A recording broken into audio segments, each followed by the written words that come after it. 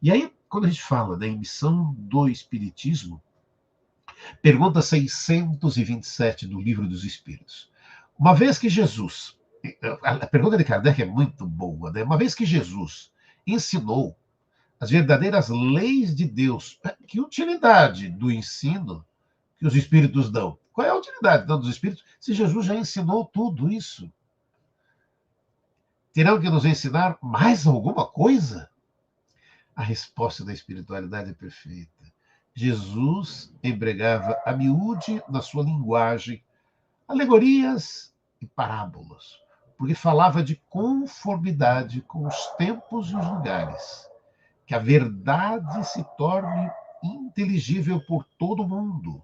Muito necessário é que aquelas leis sejam explicadas e desenvolvidas. Tão poucos são os que a compreendem e ainda menos os que a praticam. Ou seja, tão pouco são os que compreendem e ainda menos ainda aqueles que colocam em prática os ensinamentos de Jesus.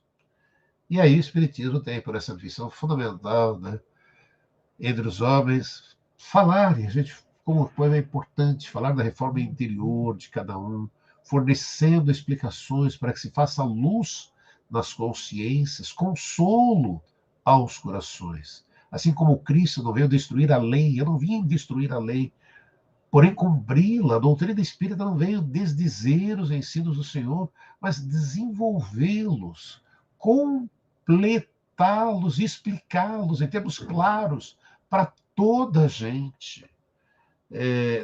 A missão do Espiritismo, esse texto até coloca ali a chave de luz para os ensinamentos do Cristo, porque nos conduz à compreensão e à vivência de suas lições sublimes. Ensina-nos a sintonizar a vontade de Deus para a nossa vida, liberta nossas consciências, porque nos esclarece, nos transforma, consola-nos nas tribulações da vida, transformando-nos pouco a pouco e moralmente. Saber que não basta orar e pedir. Todas aquelas histórias, não adianta você só ficar orando e pedindo sem nada oferecer. Temos que fazer a nossa parte. Está lá, amar ao próximo como a nós mesmos. A gente vê tantas situações e a gente tem que estar fazendo a nossa parte, amar ao próximo como a nós mesmos. Né? Mas, e vivenciar o Evangelho. Sofrer provas com resignação, sim, os desafios que nos aparecem, como é que a gente encara? Por isso, às vezes, surgem tantos desafios na vida. Vamos jogar, vamos fazer regra, vamos ver como é que agora ele reage. Para nos dar e conhecer suas causas e mesmo essas provas que vão nos ajudar na construção do bem comum e a realizar, enfim, o que é a transformação moral que nos leva à prática do bem consciente. Para a doutrina espírita não existe o sobrenatural, tudo é obra de Deus. O que os homens consideram sobrenatural é apenas o desconhecido. Realizar a transformação moral da criatura humana para conduzir o homem à prática do bem é a missão essencial do Espiritismo. Eis que sugere esforços nesse sentido. E eu falei do Livro dos Espíritos, do Evangelho. Gente, tem trechos assim lindos, né? O Evangelho, no capítulo 17, Sendo Perfeitos, os bons espíritos, está lá.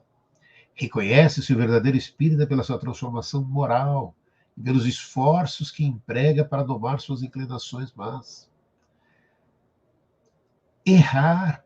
Erramos. Ok. Jesus nos diz, vai, não peques mais, vai e não erres mais. Reconhece, então, o verdadeiro espírita pela sua transformação moral, tem que mudar. Temos essa oportunidade já nessa existência. Temos que fazer os nossos esforços para as inclinações más que já podem acontecer, a importância do progresso moral, do progresso que realmente interessa aos espíritos imortais, que somos todos nós. É a importância, é o progresso moral. A vivência dos ensinos dessa doutrina de luz acelera, pois, nossa evolução, que passa a ser buscada de forma deliberada, consciente, evitando recaídas do mal. Sabe?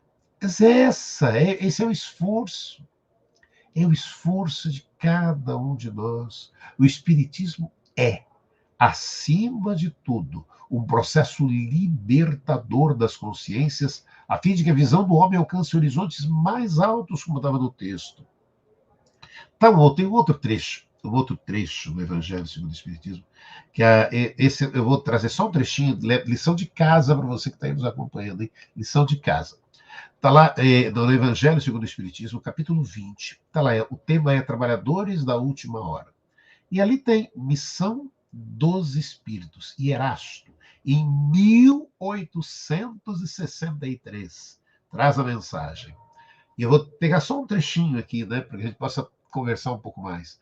Não, olha, senão daria outra palestra. Só esse trecho, só esse texto de Erasto.